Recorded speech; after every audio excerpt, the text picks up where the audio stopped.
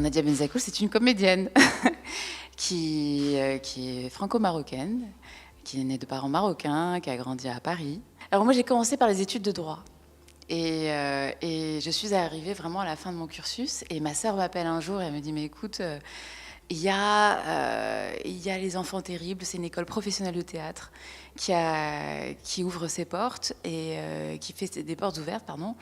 Et donc, elle me dit, viens, s'il te plaît, tu vas kiffer, tu vas adorer. Et j'y vais.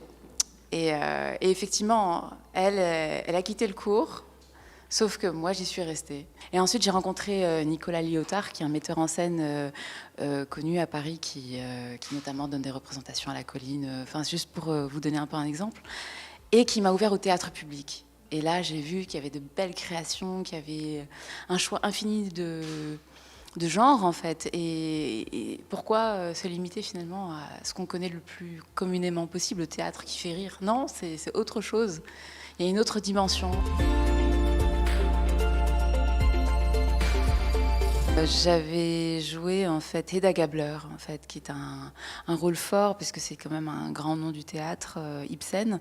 Et c'est cette femme qui est un peu manipulatrice, mais pourquoi? Parce qu'elle est en désespoir de cause, en fait. Vous savez, ces femmes qui n'ont que leur manipulation, leur séduction pour survivre dans un monde très macho et qui en deviennent des monstres. Donc c'est un peu ça. Et j'ai fait aussi de belles rencontres avec John Rhys Davies qui a joué dans Seigneur des Anneaux, Rufus Sewell qui a aussi des Tony Awards.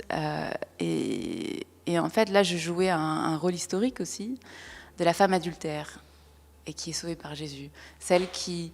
Alors, c'est quoi exactement? Ça a inspiré quand même une des grandes phrases, en fait, de la Bible, et que celui qui n'a pas fauté, qu'on lui jette la dernière pierre.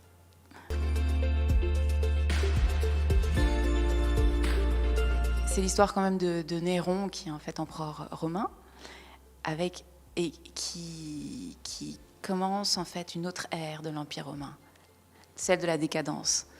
Et Sénèque n'aura presque aucune emprise sur lui parce qu'il aura beau lui enseigner les valeurs de vertu, de la modération, etc. Et Néron, en fait, il est épris de Popéa et c'est le rôle que je vais incarner. Et il n'en a que faire. Lui, ce qu'il veut, c'est s'éclater dans la vie, en fait. Donc voilà, c'est un rôle qui est aussi mythique puisque il a été interprété à l'opéra, Popéa. Mais dans ce film, c'est une histoire romaine, on va dire, revisitée, avec beaucoup d'humour. Comment ces philosophes qui sont donneurs de leçons, finalement, ne sont pas prêts à suivre leurs propres préceptes. Et donc c'est un peu le sujet du film qui sera bien sûr incarné par Sénèque, qui sera incarné par John Malkovich.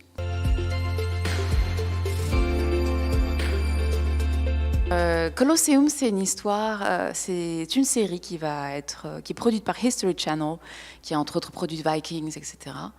Et c'est une série épique sur les gladiateurs. Donc chaque épisode sera vraiment l'occasion de retrouver un grand gladiateur qui a marqué cette époque. Et moi, j'incarnerai la mère d'une célèbre gladiatrice, et il n'y en a pas beaucoup dans l'histoire romaine. Donc c'est vraiment une histoire de femme forte, d'injustice, etc.